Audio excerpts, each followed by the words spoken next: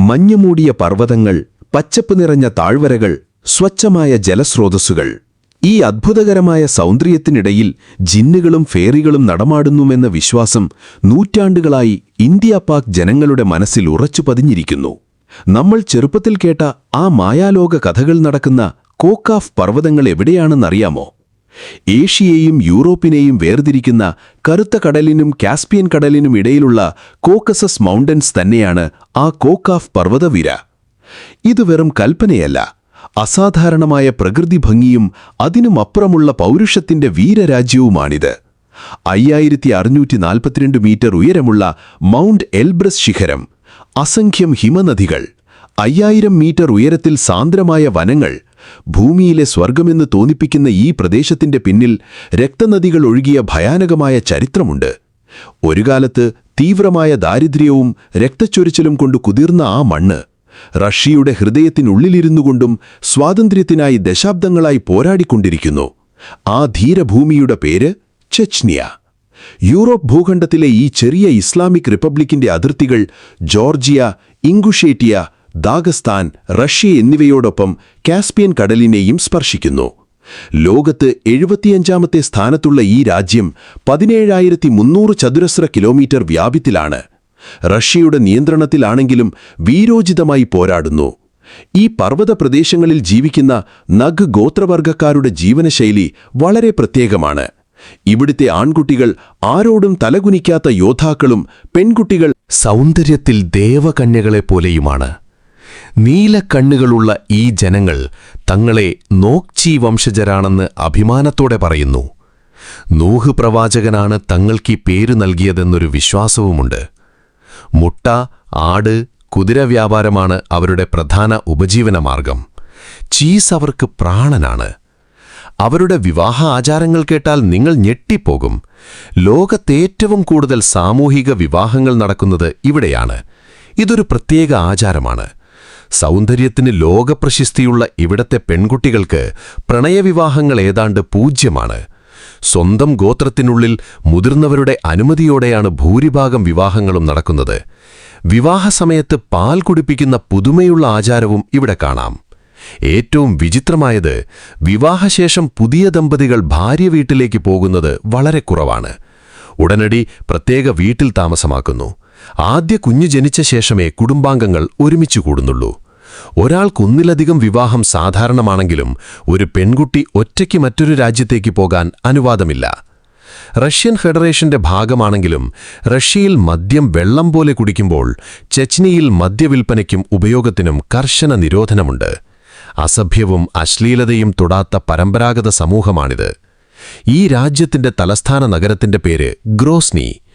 Russian ഭാഷയിൽ ഇതിന് ഭയാനകം എന്നാണർത്ഥം. മൊത്തം 4 ലക്ഷം ജനസംഖ്യയിൽ ഏകദേശം 3 ലക്ഷം പേരും ഈ തലസ്ഥാനത്ത് തന്നെ താമസിക്കുന്നു. ജനസംഖ്യയിൽ 95% മുസ്ലിങ്ങളും ബാക്കി 5% മറ്റു മതസ്ഥരുമാണ്.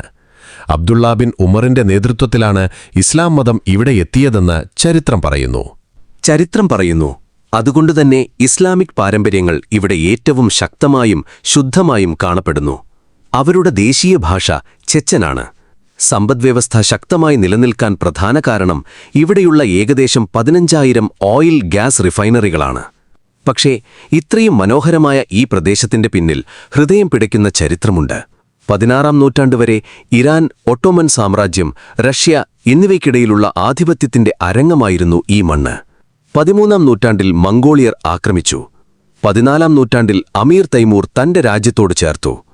18ാം നൂറ്റാണ്ടിന്റെ അവസാനത്തിൽ റഷ്യ ആക്രമണം നടത്തി ജോർജിയയോടൊപ്പം ചെച്നിയെ പൂർണ്ണമായി കീഴടക്കി. ദശാബ്ദങ്ങളോളം അവരുടെ മേൽ അകൽപിതമായ അടിച്ചമർത്തൽ തുടർന്നു. 1991-ൽ സോവിയറ്റ് യൂണിയൻ തകർന്നപ്പോൾ മറ്റു രാജ്യങ്ങളെപ്പോലെ അവർക്ക് സ്വാതന്ത്ര്യം ലഭിച്ചില്ല. പകരം റഷ്യ വീണ്ടും സൈനിക ആക്രമണം നടത്തി. 1996-ൽ ചെച്നി കമാൻഡർ ജനറൽ ദാവൂദിനെ റഷ്യൻ സേന കൊന്നു. പിന്നീടുള്ള കരാറുകളുടെ ഫലമായി 1997 ജനുവരിയിൽ തിരഞ്ഞെടുപ്പ് നടന്ന അസ്ലാൻ മസ്കദോവ് വിജയിച്ചു. എത്രയോ ത്യാഗങ്ങൾക്ക് ശേഷവും പൂർണ്ണ സ്വാതന്ത്ര്യം ലഭിച്ചില്ല. ഇപ്പോൾ ശാന്തി നിലനിന്നാലും അവരുടെ ഹൃദയങ്ങളിലെ ആകുലത ഇന്നും തുടരുന്നു. ആ പോരാട്ടത്തിന്റെ പ്രചോദനമാണ് അവരുടെ ദേശീയ പതാകയിൽ കാണുന്നത്. വെള്ളനിറം ശാന്തിക്ക്, ചുവപ്പ് നിറം അമരവീരരുടെ ത്യാഗത്തിന്, പച്ചനിറം ഇസ്ലാം മതത്തിന് പ്രതീകമാണ്. ആ യുദ്ധഭൂമി വെറും 30 വർഷങ്ങൾക്കുള്ളിൽ അവിശ്വസനീയമായ വികസനം കൈവരിച്ചു. ഭരണഘടനപ്രകാരം 4 വർഷത്തിലൊരിക്കൽ തിരഞ്ഞെടുക്കപ്പെടുന്ന നിലവിലെ പ്രസിഡന്റ് റംസാൻ കദീറോവിന്റെ തീരുമാനങ്ങളിലൂടെ ഉയരമുള്ള കെട്ടിടങ്ങൾ, ആധുനിക ആശുപത്രികൾ, സ്കൂളുകൾ, പാർക്കുകൾ നിർമ്മിക്കപ്പെട്ടു. നാം യഥാർത്ഥ ഇസ്ലാമിക് തത്വങ്ങളെ മാത്രമേ പാലിക്കൂ. തീവ്രവാദത്തെ പ്രോത്സാഹിപ്പിക്കുന്ന ഏതൊരു തെറ്റായ ചിന്തയെയും നാം അംഗീകരിക്കുന്നില്ല എന്ന് BBC-ക്ക് നൽകിയ ഒരഭിമുഖത്തിൽ അദ്ദേഹം വ്യക്തമാക്കിയിരുന്നു. ദശാബ്ദങ്ങൾക്ക് ശേഷം ശാന്തമായ ജീവിതം നയിക്കുന്ന ജനങ്ങൾ അദ്ദേഹത്തെ തങ്ങളുടെ ഹീറോയായി കാണുന്നു. ഇപ്പോൾ ചേച്നിയ യുദ്ധഭൂമിയല്ല, ഒരു ടൂറിസം സ്വർഗമാണ്. നഗരത്തിന്റെ നടുക്ക് 35 ഏക്കർ വിസ്തൃതിയിൽ ഒട്ടോമൻ സ്റ്റൈലിൽ നിർമ്മിച്ച ഹാർട്ട് ഓഫ് ഗ്രോസ്നി മസ്ജിദ് ഇവിടത്തെ പ്രധാന ആകർഷണമാണ്. ഒരേ സമയം 10,000 പേർ പ്രാർത്ഥന നടത്താവുന്നു. നിറമിഴി കുടകളുള്ള അംബ്രല്ല സ്ട്രീറ്റ്, മനോഹരമായ ഫ്ലവർ പാർക്ക്, ലക്ഷറി ഹോട്ടലുകൾ, പ്രാദേശികരുടെ അതിഥി സൽക്കാരം ടൂറിസ്റ്റുകളെ വളരെയധികം ആകർഷിക്കുന്നു.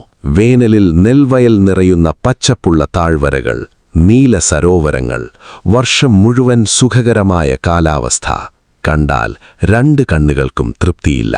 സമയവ്യത്യാസം നോക്കിയാൽ ഈ പ്രദേശം പാകിസ്ഥാനേക്കാൾ ഏകദേശം 2 മണിക്കൂറും നമ്മുടെ ഇന്ത്യയേക്കാൾ 1.5 മണിക്കൂറും പിന്നിലാണ്. അതായത് നമ്മുടെ നാട്ടിൽ വൈകുന്നേരമാകുമ്പോൾ അവിടെ ഇപ്പോഴും ഉച്ചയുടെ നിശബ്ദതയാണ്. ബാഹ്യലോകത്തോടകന്ന് സ്വന്തമായ വിശേഷ ജീവനശൈലിയോടെ ഈ പ്രദേശം മുന്നേറിക്കൊണ്ടിരിക്കുന്നു. ഇവിടെ ഉപയോഗിക്കുന്ന കറൻസിയെക്കുറിച്ച് പറഞ്ഞാൽ റഷ്യൻ റൂബിളിനൊപ്പം സോം ഉപയോഗത്തിലുണ്ട്.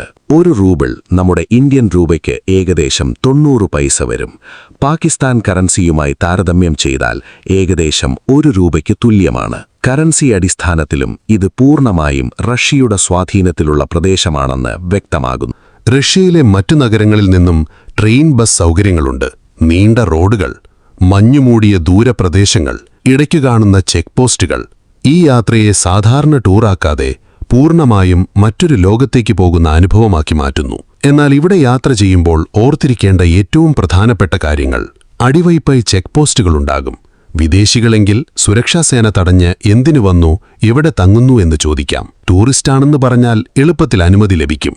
ഇത് പരമ്പരാഗത സമൂഹമായതിനാൽ നാം ധരിക്കുന്ന വസ്ത്രങ്ങൾ വളരെ മാന്യമായിരിക്കണം. പൊതുസ്ഥലങ്ങളിൽ രാഷ്ട്രീയമോ പഴയ യുദ്ധങ്ങളോ സംബന്ധിച്ച് പ്രാദേശികരോട് വാദത്തിനിറങ്ങരുത്.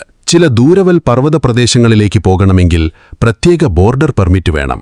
കൂടാതെ നിങ്ങളുടെ പാസ്പോർട്ടിന് കുറഞ്ഞത് 6 മാസം വാലിഡിറ്റി ഉണ്ടായിരിക്കണം. വീസയോടൊപ്പം ഹോട്ടൽ ബുക്കിംഗ് വിശദാംശങ്ങൾ, ട്രാവൽ ഇൻഷുറൻസ് എന്നിവ കൂടെ വയ്ക്കുന്നത് വളരെ സുരക്ഷിതമാണ്. കണ്ടോ സുഹൃത്തുക്കളെ, ഇതാണ് ചെച്നിയയുടെ ആകർഷകമായ കഥ. ഈ വിവരങ്ങൾ നിങ്ങൾക്ക് എങ്ങനെ തോന്നിയെന്ന് കമന്റിൽ തീർച്ചയായും പറയുക. വീഡിയോ ഇഷ്ടപ്പെട്ടെങ്കിൽ ലൈക്ക് ചെയ്യുക, ചാനൽ സബ്സ്ക്രൈബ് ചെയ്യാൻ മറക്കരുത്. താങ്ക് യു സുഹൃത്തുക്കളെ. Thank you for watching.